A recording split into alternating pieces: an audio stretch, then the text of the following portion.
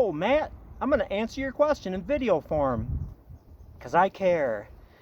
Long ago, when the world was new, before I had really any help in making bows, I never even heard of a tillering stick or a tillering tree. Now, technically, and there's going to be some terms involved in this lesson, quiz following, is that technically, depending on who you listen to, a tillering stick is some form of stick with notches. You can put the bow in, and then I'll take it and put it on like a grid or something like that.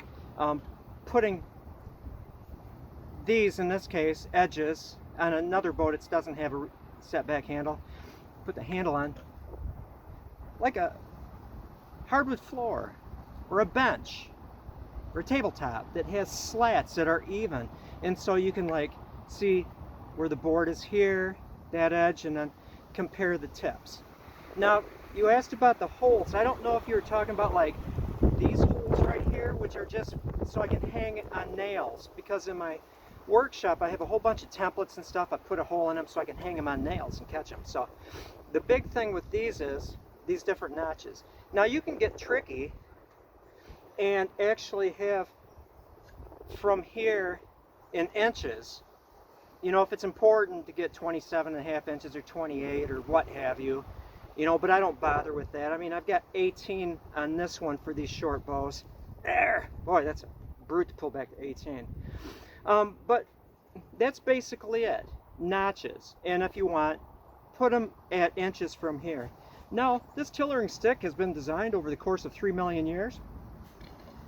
And it has this foamy thing here, and that's not to protect the ball. That's to keep it from when you don't have a handle on it and you have like heavy ball. I'll have it on my foot or the ground and I'll sand and stuff like that, and it's a real bummer. You can hurt your hand if that handle slips, and so this just holds that handle. I've got a nice groove in mine. I'm not worried about keeping this thing, you know, pulled back, because I'll shoot it and it'll lose a little reflex, and then it sits for a bit, and then it goes back. That's the benefit of waiting on your sinew. But yeah, that's about it for tillering sticks.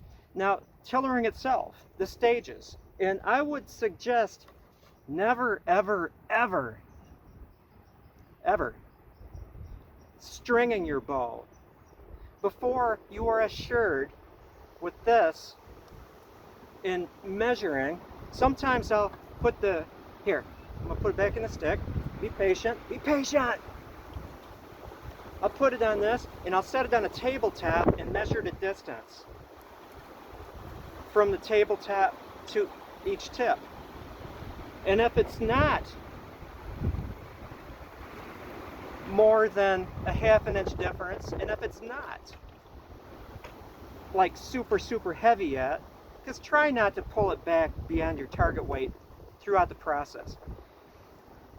But if it's heavy and it's unbalanced, you can string it, and suddenly you've got one straight limb and one super curved limb, and you just screwed up your bow. It's the best way to screw up your bow. That's why on the occasions that I have actually in person taught people bow making, I don't let them take their bow home until I'm confident that it's balanced, because I've seen it. They'll take it home, they'll get curious, they'll string it, they ruin their bow, or made it so they have to repair it somehow.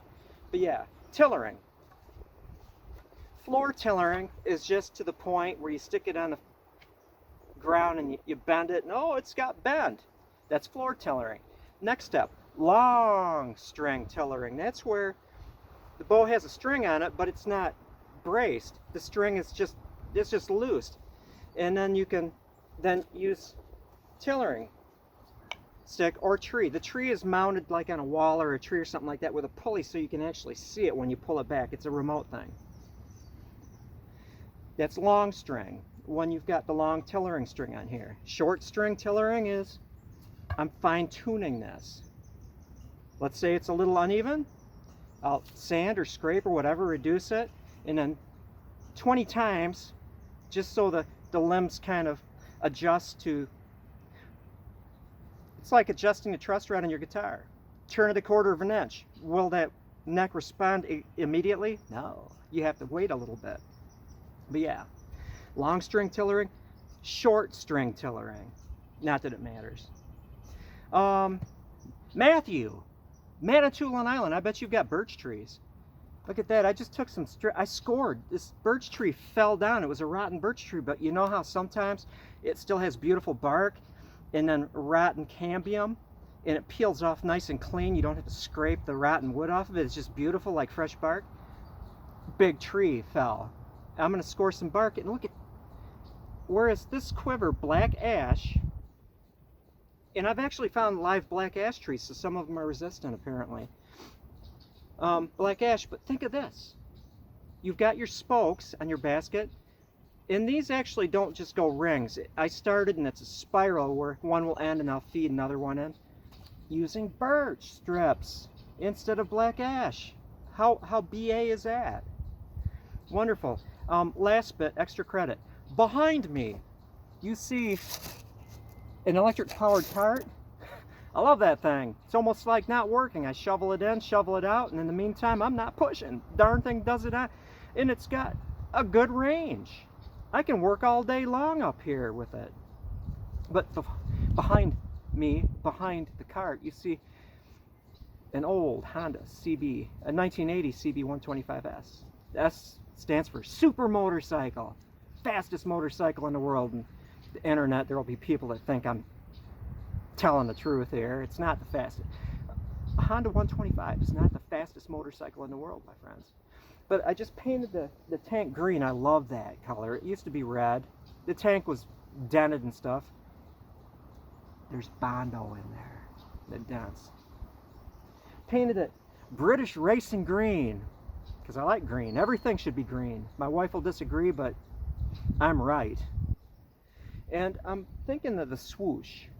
Something on the order of this on a tank with, I've got these old, actual metal Honda tank badges.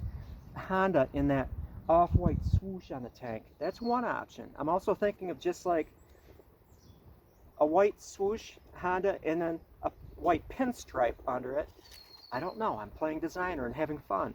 It's the joy of rattle can painting. What was done can be undone, saith the John. So endeth the lesson.